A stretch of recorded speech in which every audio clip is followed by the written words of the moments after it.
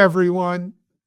You know what? We're going to play a game today of geoprocessor politics. It's part of the New World Order and balkanization. You're watching Techstrong, gang.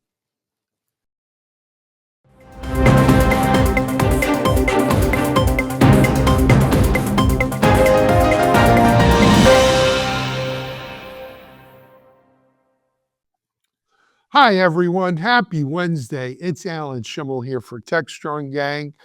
We've got a lot going on in the world, as there seems to be going on in the world every day. Got a smaller gang today. We had a couple people between weather and medical stuff not able to make it. So let me introduce you to, we go to war with the army we have, not the army we want. Let me introduce you to today's army gang here. First of all, you got a chuckle out of that. Joining us from down in Austin, where it's a frigid day in Austin. He is a Futurum analyst, CTO, co-founder of Visible Impact, Guy Courier. Hey, Guy, welcome. Thank you, and a proud member of the Alan Schimmel Army, even if I'm not the army he wants today. Well, I'm only look, the army he has. Me and Rummy.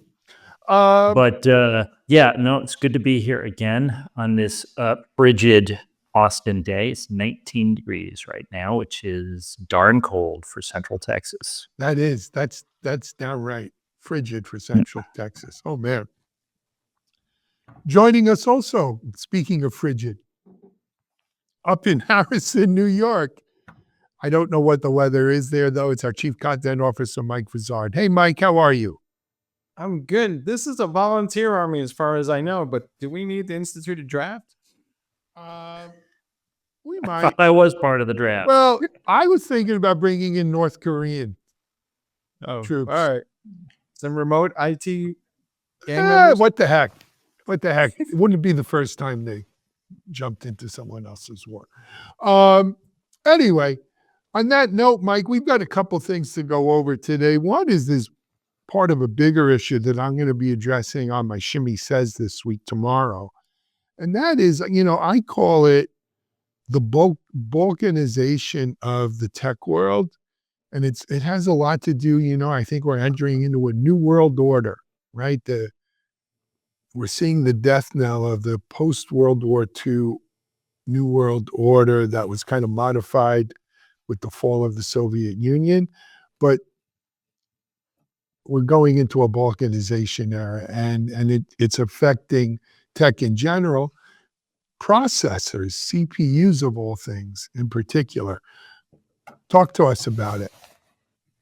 Yeah, things are, shall we say, a little on the unsettled side. I'm not quite clear what's happening here. And the 1 minute the president is saying that the Taiwanese stole our chip business and we want it back, the next minute we're talking with TMSC about they're going to take over parts of Intel and the foundries, but they're going to build those in the U.S. in return. And who knows, maybe this is part of some larger exit strategy from Taiwan that we're going to give back to mainland China someday. But Guy, what's going on here?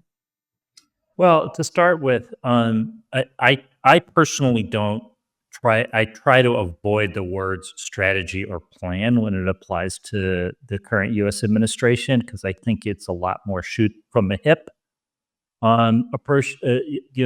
That sort of an approach. Just get going and do something and say something depending on what the will or wish of the moment is and what sounds like it's going to be interesting and popular and supported. I think that the broad perspective on this is pretty clear, which is exactly like you said. Intellectually speaking, globally, in Europe and the United States, there has been this whole globalization push since the Bretton Woods conference right after World War II.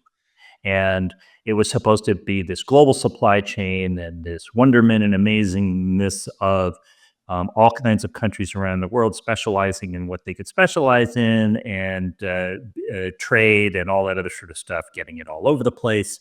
I think there was already, thanks to the Great Recession, a little bit of concern, let's say popular, non-intellectual concern about this. So again, people have been saying, built in the USA is better and all that other sort of stuff since the 70s, since the 60s, when a lot of our manufacturing started to move offshore. But none of that had the real effect of slowing or halting globalization. What did was COVID and the global shutdown of the supply chain and the sudden realization that there are certain strategic products that one does not want to have across an ocean. One would like to have onshored in your own nation, in our case in the United States, but for other nations in their nations. And one of those big strategic resources, even pre-AI, was computer chips of many kinds. And so that led to the CHIPS Act during the previous administration. The CHIPS Act has been this huge investment in onshoring to the United States manufacturing, even if by a company like TSMC, the biggest chip manufacturer in the world, and let's not forget that their equipment, the key equipment they use comes from basically one country as well, the Netherlands, right? It's this onshoring of the ability to create these chips. The arrival of AI made that even more acute, made that need even more acute. So that's kind of what's been going on this whole time. And it's been joined by this popular movement when people couldn't get basic goods like toilet paper and stuff during the pandemic, that we needed to have more stuff, more jobs, more manufacturing, more capabilities within the United States in the case of some other kind of supply shock like what occurred at COVID. Now, when I go and say, like, I don't really pay attention to plans and strategies and all that other sort of stuff, the basic strategy such as it exists is this tariffs strategy, this idea that you're going to force other countries to do what you want by making it more expensive for them to import stuff into the United States. The statement by the president of Taiwan, I'm a little confused, and maybe you can help clarify for me or for us how this states somehow that Taiwan is going to invest more in the United States. And I scratch my head as much as you do. And see, now I say that all the time, thanks to you, Mike. I scratch my head as much as you do with this idea that we're going to onshore everything, but we're going to have TSMC, which is a foreign company, own and run it, which was what was being discussed, like with respect to Intel's Intel Foundry business. Again, that's onshored manufacturing, but it would be run from Taiwan. That's all very confusing.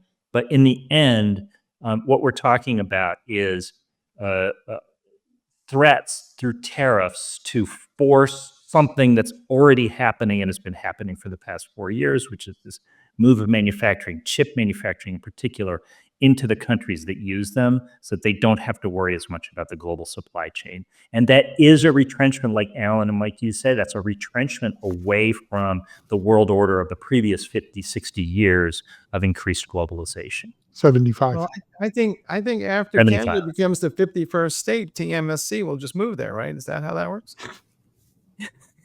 I'm not going to take Maybe the China bait. will become the 52nd state. It's worth noting, incidentally, that just recently, like within the last week or something, the State Department removed in its Taiwan information page or whatever it is, it removed a flat-out statement from the U.S. government that it does not support Taiwanese independence from China.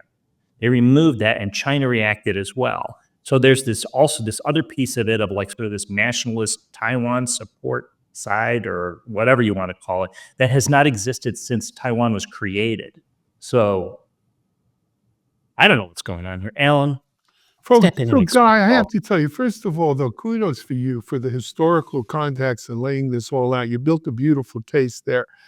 That was really well, really done well. Professorial even, I might say.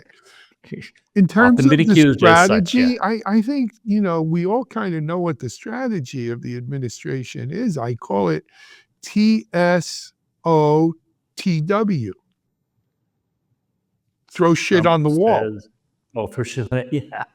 and see what sticks. I mean, I used to call it MSU. Like I'd say I went to MSU. People say, "Oh, Michigan State." No, make shit up. yeah, well, that's basically what they do. But This again, tariffs thing, though, Alan, this tariffs thing really is a strategy. It is a simple one-step but strategy. here's the Threaten problem. tariffs, but on tariffs. But it is And something. yes, it is a strategy.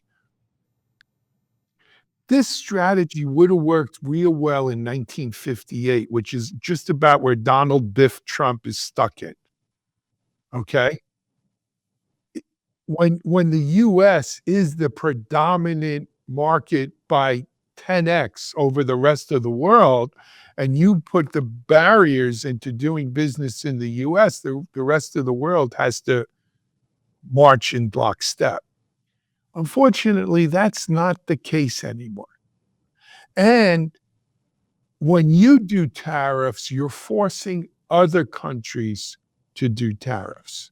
I've said this before, it's not an America first strategy, it's an America alone strategy.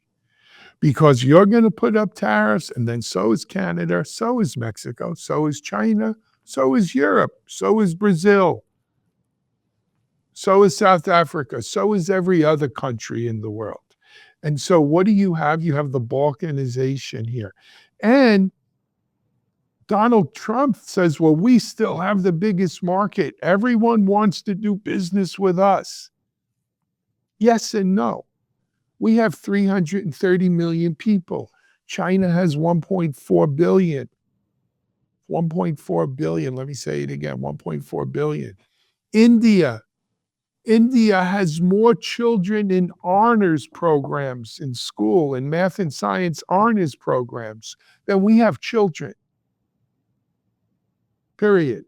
So what's going to happen here in short order is when the rest of the world says F you, and they put up their own barriers and say, we don't want American goods. There's only so much we're going to make in America that we can consume in America. At the end of the day, a good part of our economy is still based on exporting food, materials. Are we going to have corn rotting in the fields because we don't know what to do? Oh, maybe we'll make ethanol out of it. I don't know. Are we going to have crops rotting in the fields because no one will buy our food? No one will take our meat. No one, and how the farmer's going to feel about that? We could buy American, but there's only so much Americans could buy. There's a lot more of them than there are of us. And that's the basic fallacy in this strategy, if you want to call it a strategy. That's, not to mention what it's going to do for inflation and everything else. Yeah. Coming back to the chips thing, though, the part that I don't get, guys, is like we seem to be talking like we can put up a semiconductor manufacturing facility in 6 months. And last time I checked, it'll be like closer to the end of the decade before any of these things come online. Okay, I try to stay pretty open-minded in terms of I'm not a big supporter of this administration's moves or actions. I'm not a supporter at all in general, but I do understand that there's a lot of people who support it and like what they're seeing. And so I want to be respectful towards that point of view, even if I disagree with it. So what you're referring to, Mike, however, is a classic political move, which is to take credit for something that has already been done by somebody else. The CHIPS Act is already creating, it's a roughly 18-month accelerated timeline to go from field to factory to fab, right? So yeah, it's not going to be 6 months, but most of these, if not all of these new fab facilities are not going to, or none of them are online yet due to the CHIPS Act, as far as I know. At least if there are any, it's few, and so they are going to come online this year. And the current administration is going to take credit for it, even though it essentially had nothing to do with it. Guy, I don't know. You're assuming they're going to leave the money in the CHIPS Act. The problem is the CHIPS Act is part of, they refer it the Green New Deal, and they want to cut the Green New Deal. Okay, so hold on, Alan. The CHIPS Act doesn't exist anymore in Newspeak. Right. Okay, the CHIPS Act has been, you don't hear anything about the CHIPS Act anymore. I think they called it Truth Speak, if we're going to go Orwellian here. You don't hear about the Infrastructure Act, or what was it called? The Inflation Reduction Act, whatever, right? They don't exist anymore. What happened in the past 4 years doesn't exist unless there's a beneficial outcome, in which case it is thanks to the current administration. It's like I said, it's an old political move, however craftily executed this time. So, but Mike, that's where it comes from. They can say all kinds of stuff. People say all kinds of stuff, and when they get away with it, because they get away with at least some of it, Well, if then you say it you enough know and we want loud to speak enough. truth, and Yeah, that's if you say it enough times and loud enough. But here's the thing. I don't think it's just a question of building a foundry. I think it's having the right people, the right training, the right materials, the right everything else. And again, if if other countries aren't going to buy what you're outputting because you've tariffed them. That's not so. So I get where you're coming from, Alan, but I think the primary initial impact of the tariffs, should they stick, is to the American Oh, no consumer and doubt about it. business It's an as prices inflation go up. tax And on so Americans. so the reciprocal tariffs are going to affect the Key citizens of those countries, constituents. the consumers in those No, countries. it's But going to the biggest affect impact on the world economy comes from the United States, business and consumer not buying as much because it's more expensive. All right. So let me come back to this other point then. not anymore. We have talked about Intel as this national treasure in the past. So is Intel not so much a national treasure at this point, and we're gonna be happily slicing it up with some sort of strange arrangement with TMSC? I mean, what's going on here? Suddenly, the tenor and the tone has changed. I think it started to change 12 months ago. And then was it 5 or 4 months ago when Pat Gelsinger quit? That was this sort of one of those moments in the news that suddenly causes everybody to take notice. Intel's main position has been in data center CPUs, less so on desktop and client devices, but still there as well. I only say less so because AMD has had long inroads into there, and it's a lower margin business. And when Intel got creaky in its sort of combo fab and microarchitecture strategy, when it started to get creaky in that and sort of slow moving, it wasn't so much noticed because it was still a good default choice, especially for cloud instances. And it was just understood, right? What AMD's end run did in the end, combined with the sudden attention on the GPU, it just sucked all the wind out of Intel's sails. And I think you're right. I think that the mighty have fallen at this point, and it's a pretty open CPU market, especially with ARM jumping in. And instead of just being a design firm, suddenly Masayoshi Son is saying, wait a minute, like, we got to get in on this manufacturing game too, because there's just so much money out there. Well, I So, think part of that is I wouldn't trust what anybody is telling me about the foundry, so I want to take control of my own destiny. Absolutely. Absolutely. Well, there's more to that too, though, right? Look, let's say the emperor has no clothes. Intel missed the boat on mobile chips and GPUs, and everyone knew this for a long time already. Certainly on mobile, right? You wouldn't have Qualcomm as powerful as it is had Intel had a mobile chip alternative. And as a matter of fact, when you go buy laptops now, it's not uncommon to see Snapdragon laptops, right? So Intel kind of missed the boat on that. I mean, and quite frankly, when you talk about their server processors, right? You had Xenons, but they just they kept doing incremental of what they were already doing, incremental improvements on it, and they missed markets. It happens. It's a rare bird like Microsoft that could miss the internet initially and still regain position. That can maybe, it didn't miss AI certainly, but Microsoft has been late to some of the big tech innovations in its space and still been able to recover. Kudos to them. Intel miss these, and frankly, their ability to recover is in doubt. Now, TSMC, though, has a history of making promises about moving stuff to America and doing stuff in the US and then not quite following through on it. There's already some TSMC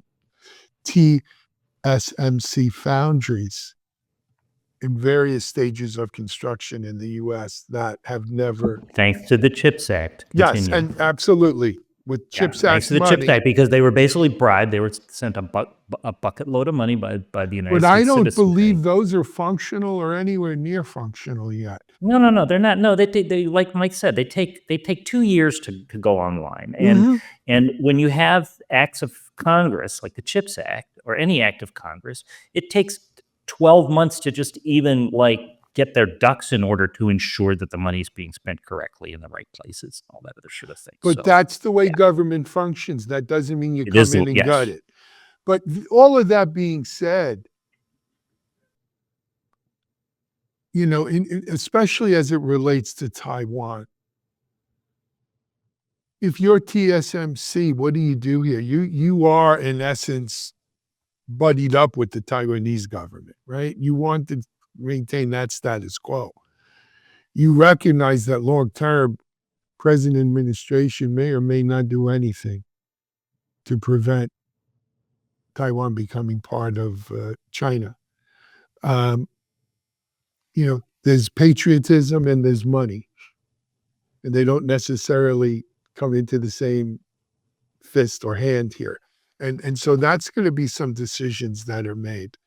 But again, this is chips in particular. I think we're going to see this throughout tech, right? The concept of data sovereignty is something we all recognize, right? I want to keep my data within the borders of my country. What we're going to enter into is tech sovereignty. I want my tech here. And it's not just in the US, because don't underestimate the EU in mass is not that much smaller than the US market. The Chinese market is not that much smaller than the US market. The Indian market is probably the fastest growing in the world because just of sheer numbers. So short term, it may sound like a good thing. A year, 2 years out, this whole tech sovereignty thing, and who loses for it? We all lose for it.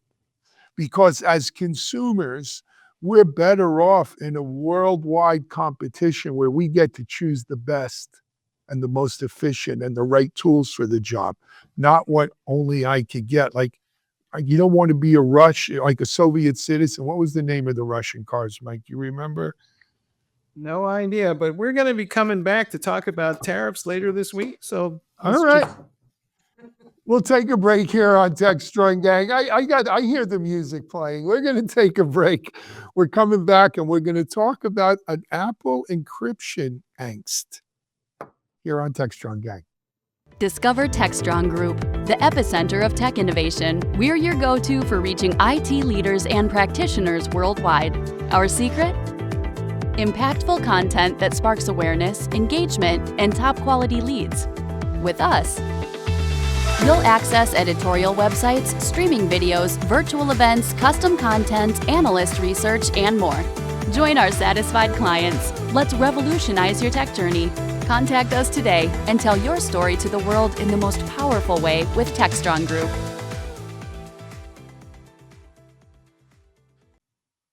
All right, folks, we're back with maybe a topic that's slightly less contentious, but probably not much less contentious.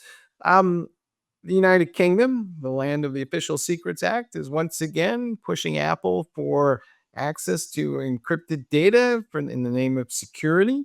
Oddly enough, in this country at different times, the FBI has kind of echoed a similar sentiment, but now we have people in Congress basically wagging their finger at the UK saying, how dare you want access to this information? And this story is kind of a continuing adventure because law enforcement says we need access to encrypted data to catch the bad guys. And then other folks are saying we have a fundamental right to privacy. And Alan, you've been watching this. Can this ever get resolved, or is there some middle ground here, or is this like we just got to one side's got to suck it up, Yeah. or whether they like it or not? Well, look, they can always go buy that program from the Israeli company that breaks the Apple encryption.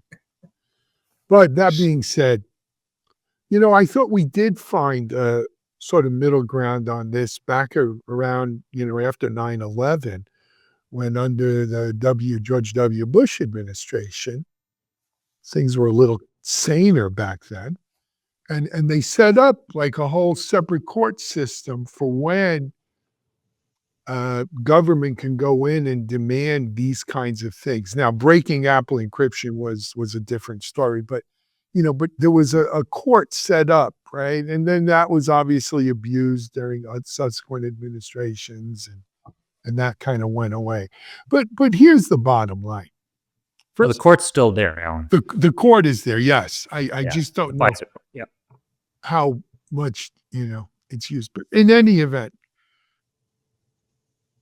what complicates this is it's crossing borders again, right? Data sovereignty, tech sovereignty. Those U.S. congressmen who were pissed at the UK would only too gladly approve U.S. agencies being able to do it, right? Now, I don't know. Ron Wyden's one of them, and well, he's Rob, been but they're the yeah. minority now, God. fair enough. Yeah, He could yell and Right. scream from the back benches, as they would say over in London, right? But the fact is, this is really an issue of, do we have a fundamental right to privacy? And yes, there are times when every one of us would say, the heck with it, we need to get that information. I need to know if there's more attacks planned in a 9/11 kind of scenario. That's a life or death for thousands, catastrophe prevented.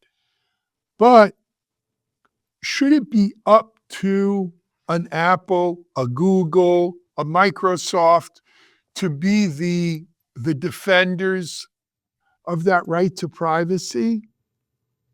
Right? Because it's an individual's right. To put it in legal terms, does Apple have standing to talk on our behalf or to represent on our behalf and say, no, you can't have the ability to unencrypt this, even though we have that ability, we can't give that to you. Right? And that I think is a fundamental issue here. There's two issues. Number one, do individuals have that right? And when is the rights of the government, a government, supersede that individual right? So a classic balancing, right, of responsibility here. And then number two, what standing does Apple, Google, or any of these companies have in standing in the way? So to me, that's the pivotal issues here. It's not much different than a wiretap when the phone company would put the wiretap in it. Well, as long as there was a court order, they weren't going to stand up and say, no, that phone is your private reserve, even though theoretically your home is your castle. But Guy, I mean, is this kind of just, legal grandstanding? I am really curious what the origin of this strategy on the part of the Labour government in the UK is. But let's start by being clear about the difference between what you described, Mike, and what you are reacting to, Alan, because you said the key two words, court order. Court order is a process. There is a warrant for wiretapping. There's a warrant for going into my personal safe to see what's in there, or for strip searching me, or any of those violations of privacy. There is a process for that. A due process, meaning one that involves, for example, a grand jury. 25 of my peers evaluating the reasons and that sort of thing. I know a lot of court orders happen on a more administrative basis from like a judge overnight or whatever. There's all of these are part of a process that weigh the safety of the public and the enforcement of laws against privacy. That's not what we're talking about here in the UK, because the access that they're demanding is on-demand access at any time with no particular process. Surveillance, in other words. The ability to go in and take a look any old time they want. Maybe that's unfair to say any old time they want. Maybe they have a process as well, but there is a difference there. There have been cases, and I'm not as expert in this particular field as many, but there have been cases where, at least in the United States, the government has, or through process, there has been a warrant or a request for information from encrypted information held in the cloud, and I think the companies have resisted or refused. Apple's contention is that it has created a system where Apple itself cannot provide that access. But nonetheless, warrants can be issued and the demand can be made, and the target of the warrant can be, compelled to comply by decrypting or putting in their password or whatever it is that they do, or they go to jail just for not complying. That's not what's happening here in the UK. I think that, Alan, this question of whether or not people have the right to privacy is a question that needs to be brought more public and discussed more publicly, because I think most people in the United States, at least, just assume they do have the right to privacy, but there is a long arm of legal argumentation that there is no such right to privacy in the U.S. Constitution, that some U.S. states do have the right to privacy in their constitutions, but that the United States Constitution does not have it.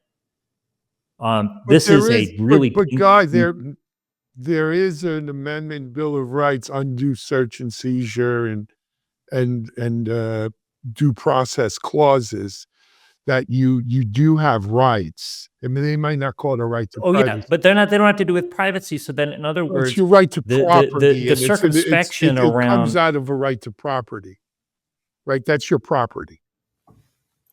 I'm not sure there's a right to property in the Constitution. Undue search and seizure, I get.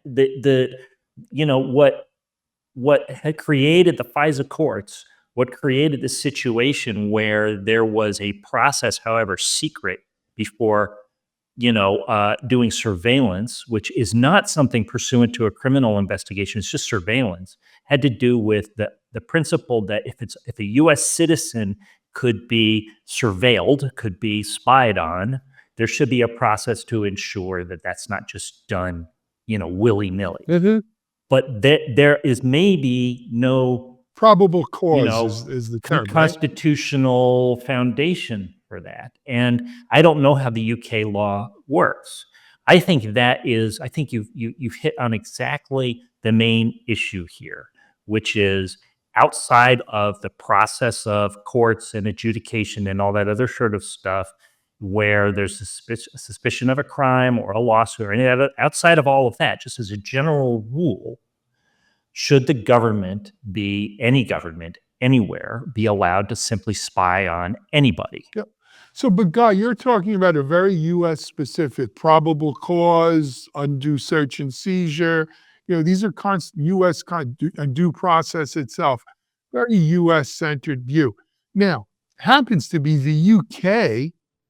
may in fact have a more evolved system of that than we do. And no constitution, however. No constitution, but they have their common law. Not a law. Written constitution, yeah. They have their common law. They have a long-standing, going back to the Magna Carta of rights of individuals versus the monarchy, the government. But what happened, and so let's assume the UK has US-style safeguards in place, right, to show probable cause before they would do such a thing. What happens to the next country when Libya wants to do it, or Syria, or North Korea, or whatever? There's 200 and something countries out there, right? And that, you're going to start picking which countries really do have probable cause, which ones don't, and that's the ones I should do it to.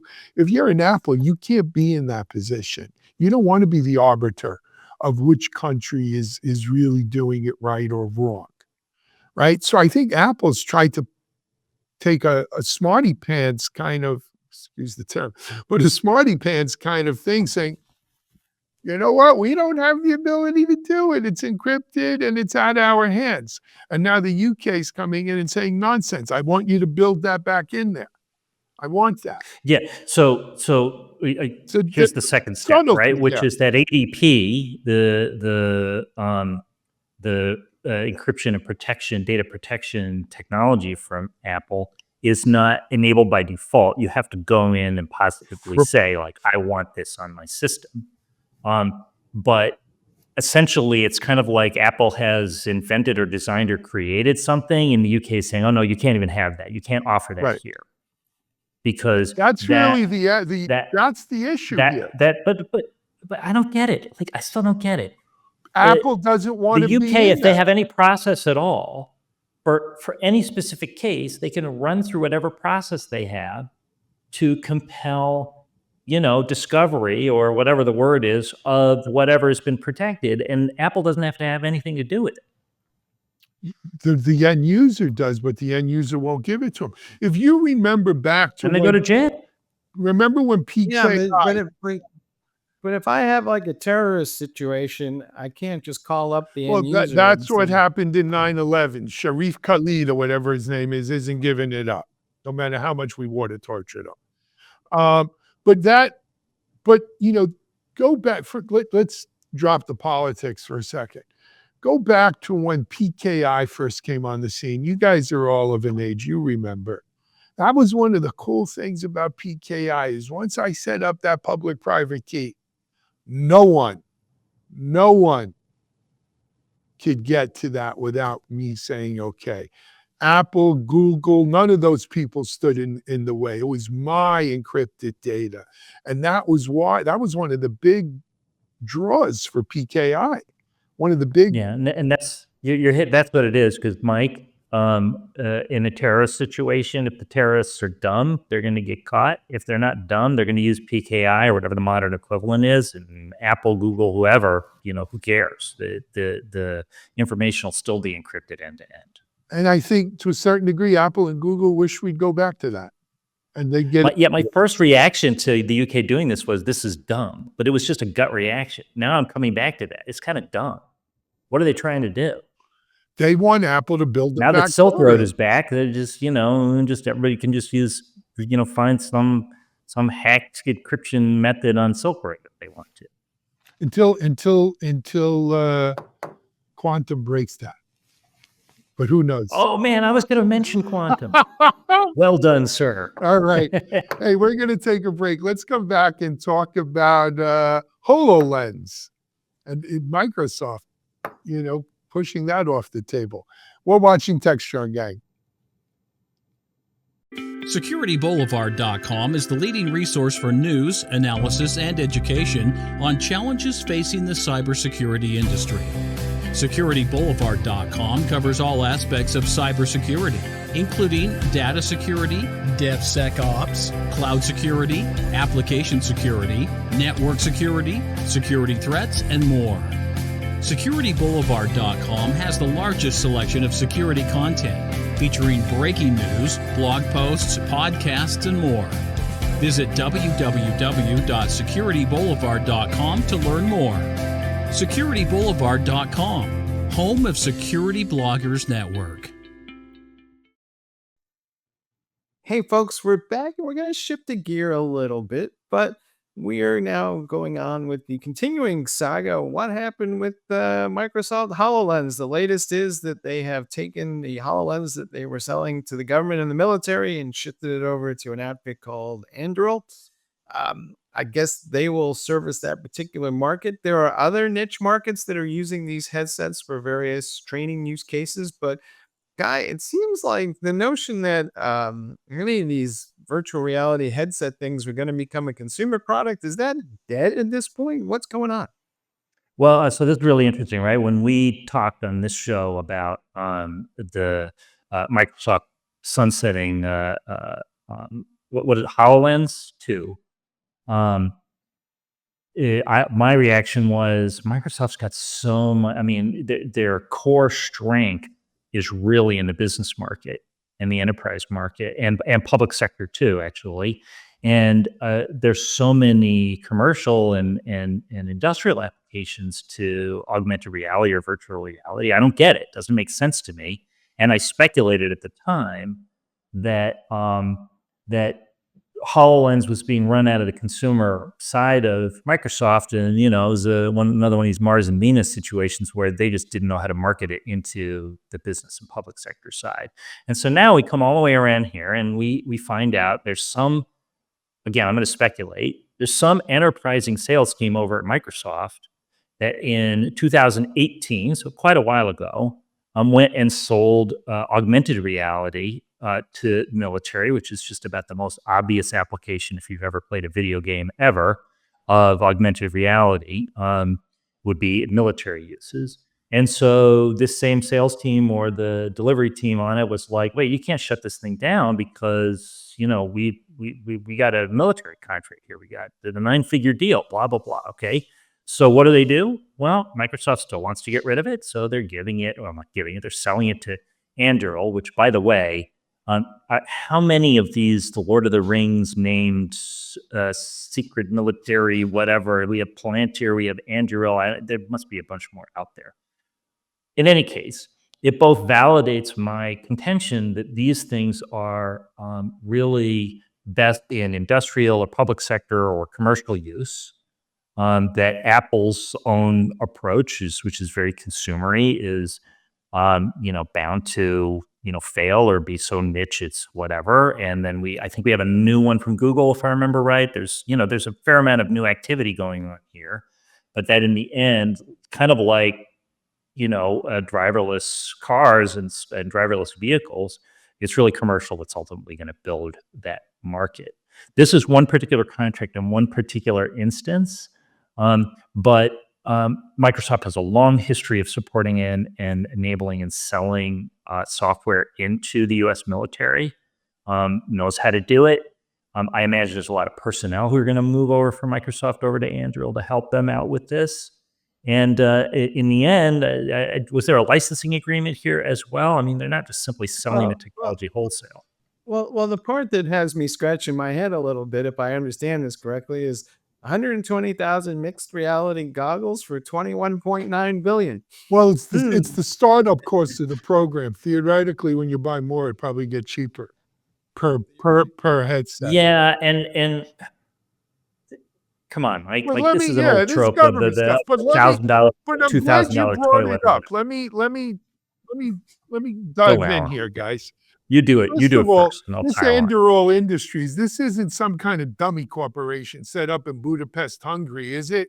Correct. They're not No. put I think Anduril bombs is a in longstanding and blow up all military of our contract. soldiers one day. No. Is it like a Mossad operation? What are we talking here? No, they're a well-known defense contractor. Okay, that was number one. Number two, what's a mere $21.9 billion to the U.S. Department of Defense?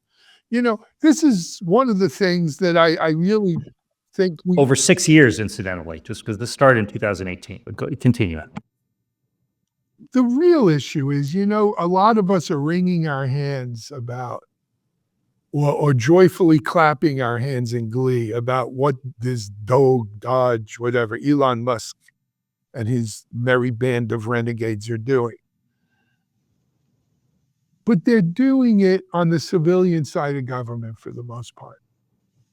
And here's the reality of the U.S. government expenditures and budget.